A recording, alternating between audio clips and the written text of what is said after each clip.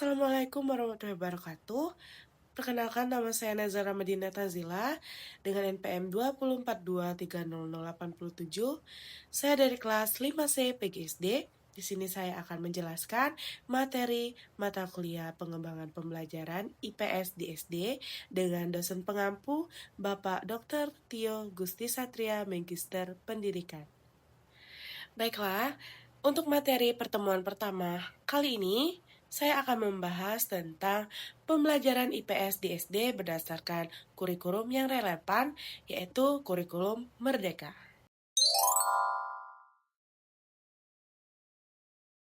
Materi yang pertama yaitu pengertian pembelajaran. Nah, jadi teman-teman mungkin banyak yang bertanya nih, apa sih itu pembelajaran? Nah, jadi teman-teman, yang saya ambil di sini yaitu pengertian pembelajaran menurut Syaputra tahun 2018. Dia menyatakan bahwa pembelajaran merupakan suatu proses belajar yang dibangun guru untuk meningkatkan moral, intelektual, serta mengembangkan berbagai kemampuan yang dimiliki oleh siswa, baik itu kemampuan berpikir, kemampuan kreativitas, maupun kemampuan mengkonstruksi pengetahuan. Baiklah, yang kedua yaitu materi tentang pengertian pembelajaran IPS. Jadi teman-teman, IPS itu adalah ilmu pengetahuan sosial. Nah, di mana ilmu pengetahuan sosial ini adalah suatu platform pengajaran atau mata pelajaran yang mempelajari kehidupan sosial, yang kajiannya mengintegrasikan bidang ilmu-ilmu sosial. Nah, ilmu sosial ini seperti ada ilmu sejarah, ilmu geografi, ilmu ekonomi, dan ilmu sosiologi. Dan ada ilmu humaniora, aspeknya ini mencakup norma, nilai, bahasa, seni, dan juga budaya. Jadi, tujuan dari pembelajaran IPS ini yaitu untuk membina peserta didik menjadi warga negara yang baik, yang memiliki pengetahuan, keterampilan, dan juga kepedulian sosial.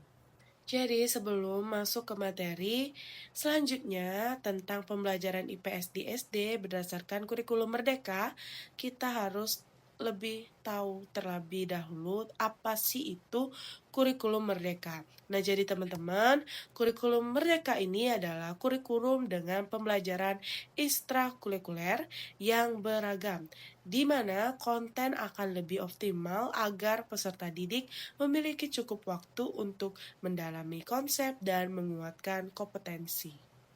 Di kurikulum Merdeka ini, guru juga memiliki keleluasaan untuk memilih berbagai perangkat ajar, sehingga pembelajaran dapat sesuai dengan kebutuhan belajar dan minat peserta didik. Nah, kurikulum Merdeka ini juga memberikan keleluasaan kepada pendidik untuk menciptakan pembelajaran berkualitas yang sesuai dengan kebutuhan dan lingkungan belajar peserta didik. Baiklah, masuk ke materi selanjutnya yaitu tentang pembelajaran IPS di SD berdasarkan kurikulum yang relevan atau kurikulum Merdeka. Nah, jadi teman-teman, pembelajaran IPS di SD berdasarkan kurikulum Merdeka berfokus pada pendekatan interdisipliner dan holistik, memadukan materi IPS dengan ilmu-ilmu lain serta pengalaman nyata siswa. Nah, tujuannya ini adalah untuk membentuk siswa yang memiliki kesadaran sosial, memahami isu-isu di sekitarnya, dan juga mampu berpartisipasi aktif dalam masyarakat. Nah, yang selanjutnya ada karakteristik pembelajaran IPS di SD berdasarkan kurikulum Merdeka. Yang pertama yaitu ada integrasi konten. Nah, kurikulum Merdeka ini tidak lagi memisahkan materi IPS secara kaku seperti di kurikulum sebelumnya. Nah, IPS disajikan sebagai tema atau isu-isu yang relevan dengan kehidupan sehari-hari. Contohnya nih, siswa dapat belajar tentang sejarah lokal, keragaman budaya, atau pengelolaan lingkungan di sekitar sekolah yang mencakup unsur-unsur geografi, sosiologi, dan ekonomi secara terintegrasi. Yang kedua yaitu pendekatan proyek.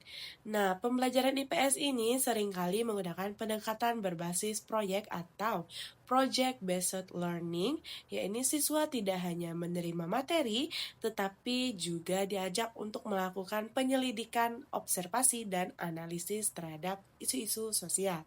Misalnya nih, mereka bisa membuat proyek tentang sejarah di kampung halaman mereka, yaitu bisa membuat peta keragaman kuliner di daerah mereka atau mengadakan kampanye kebersihan lingkungan. Nah, yang ketiga ini ada pemberdayaan siswa. Nah, kurikulum ini mendorong siswa untuk menjadi subjek aktif dalam pembelajaran. Guru berperan sebagai fasilitator yang membantu siswa menemukan pengetahuan mereka sendiri, bukan hanya menyalurkan informasi. Siswa didorong untuk bertanya, berdiskusi, dan mencari solusi atas permasalahan sosial yang mereka identifikasikan. Baiklah, terima kasih. Sekian itu saja materi yang sudah saya sampaikan. Kalau ada salah kata saya mohon maaf, kepada Allah saya mohon ampun. Saya akhiri, wassalamualaikum warahmatullahi wabarakatuh.